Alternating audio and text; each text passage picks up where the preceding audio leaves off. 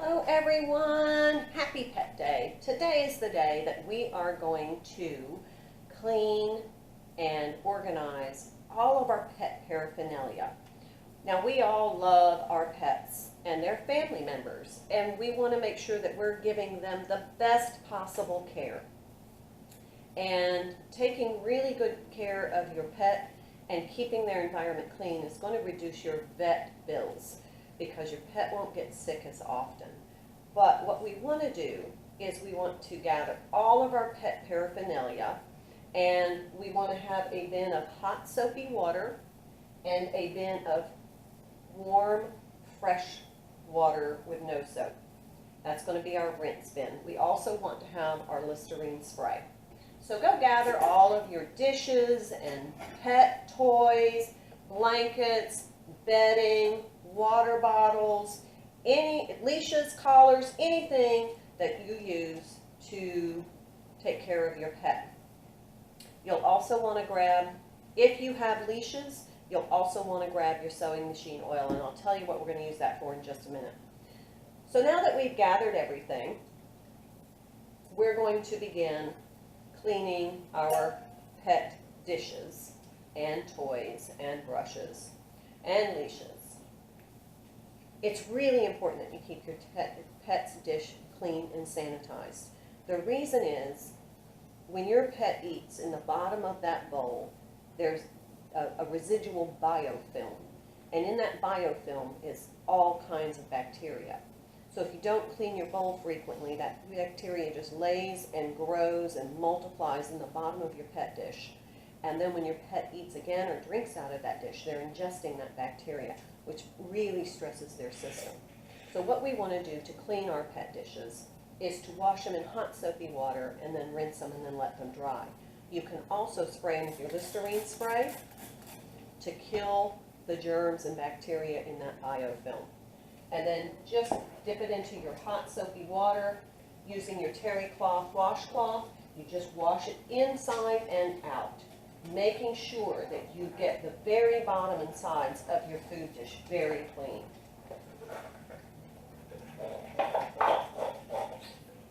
And then rinse. Making sure you get all of the soapy residue out, and then you're just going to place it on your towel that protects your work surface. So let's wash this one. I'm going to spray it with my Listerine.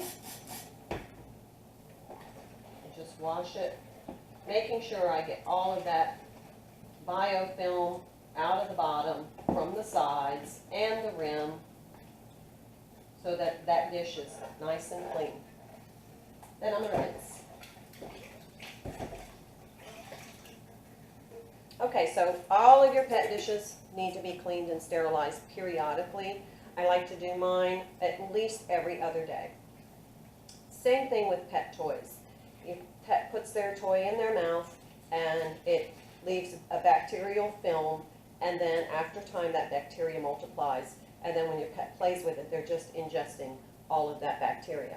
So we're just going to take the toy. I like to spray it with the Listerine spray right over my protected work surface, put it into the soapy water bin, and just using my terry cloth, I like to make sure that I get all the dirt and germs off of that. And then I'm going to rinse. Now, for toys that are like cloth toys, a lot of times they have a squeaker in them. It's really important you check that toy for the squeaker and whether the squeaker is starting to come out if your pet has torn open the outer covering. Those little tiny squeakers for a medium to large size dog can cause an obstruction. For medium to large size dogs, you want to have big squeakers that they can't swallow. These, as well as pet blankets and bedding, can go straight into the washing machine. I wash mine on hot water with a little touch of fabric softener just to make them smell good. And then I like to air them out. You can dry them in the dryer, but I also like to air them out. The sun is great about making fabrics fresher, so I like to just lay them out for the afternoon, and it makes sure they're extra dry, plus it deodorizes. Now, for our pet brushes, the same process. You can spray with your Listerine spray to kill the germs and bacteria, and then just wash your pet brushes in your warm, soapy water and rinse. This is going to remove a lot of the oils from the brush and be able to help keep your dog's fur nice and clean. For leashes and collars, you want to wash these the same way. You can throw them actually into the washer, but I don't like the metal clasps hitting the inside of my washer, so I just soak them in my hot soapy water, and I can leave them for about 10-15 minutes, and then you're going to want to check them.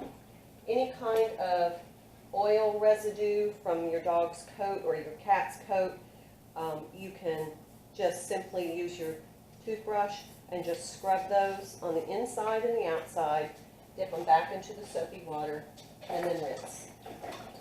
And then lay them on your towel to dry. Same thing with leashes.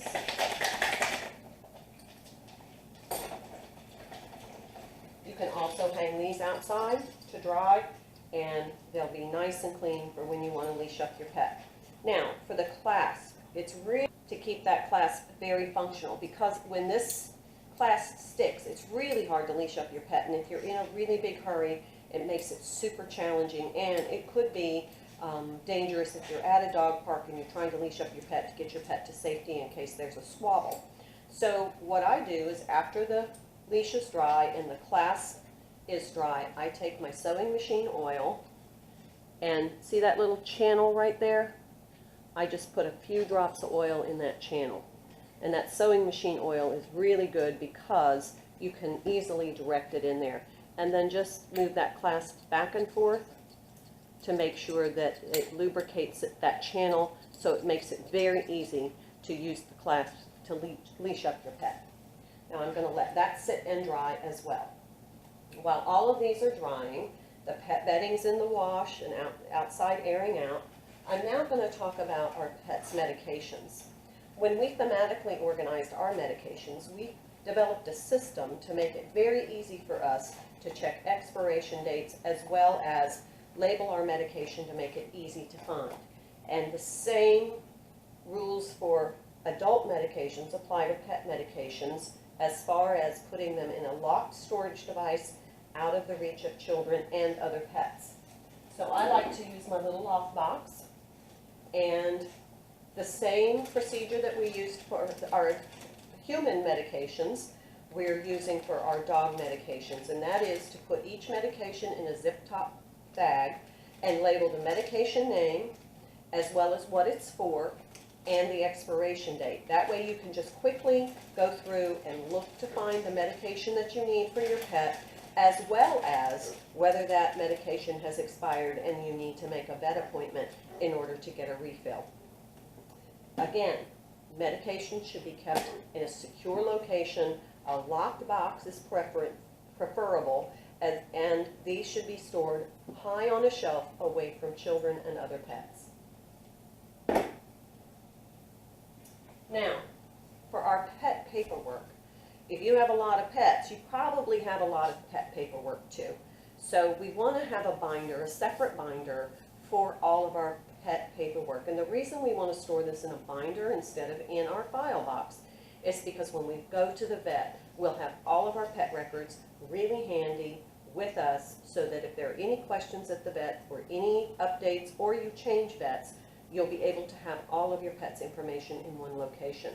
So each pet can have a separate section of the binder for their medical records from the vet, their shot records, their rabies certificate, any kind of purchase receipt from purchasing your pet, any health warranties that you have with your pet, any kind of medical interventions, surgeries, any paper that has is relevant to your pet can go into your pet binder. Also, you want to conduct a mini vaccine audit on your pets. You want to be able to know when your pets have had their vaccines, particularly their rabies, as well as when they are due, because some vaccines are annual vaccines, other vaccines can be given every 3 years. And the current research is we don't want to over-vaccinate our pets. So my best advice is to create a little vaccine audit and make a chart. I just house mine right in the front of my binder so I can quickly look at the pet. I can look at when the vaccine was given and when the vaccine is due. So that way I can keep current on all my pet vaccines and I know when to schedule that vet appointment. So if you have pets that live in habitats such as cages or in aquariums, you also want to clean their habitat. Now for bird cages, when I had birds, I removed everything out of the bird cage, including the bird, and I would just put it into my shower. And I would spray it with my Listerine spray, and then I would just let the shower run on very hot for about 10 to 15 minutes. That would help to kill the germs, loosen all of the debris that's in the cage, and then I would just take a scrub brush and I would just scrub the cage down, rinse it, set it out in the sunshine to dry, and then that cage is clean. In the meantime, you want to clean all of those dishes and all of the perches and everything that go with your birds. Plus, you want to make sure you give your bird a bath.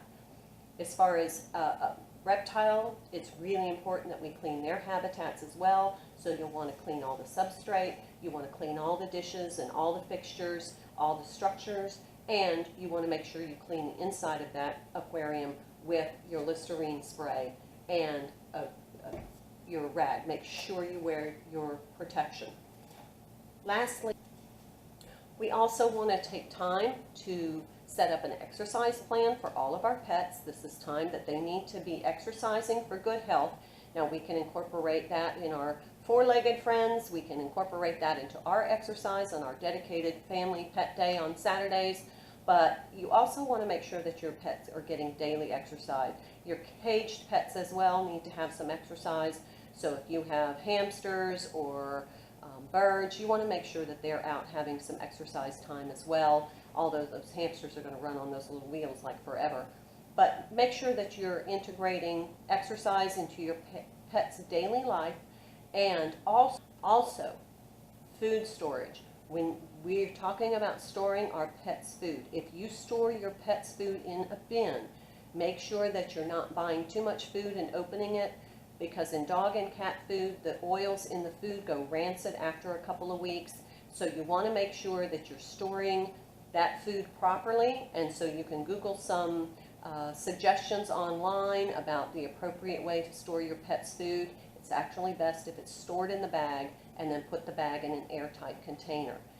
Also, if you are storing your food in bins, you want to make sure that when that bin has emptied, you've used all the food, that you clean and sterilize that bin, because there are little tiny parasites called grain mites that live in the bottom of your food storage container, and when your animal ingests those, it can cause an allergic response in your dog's or cat's digestive system.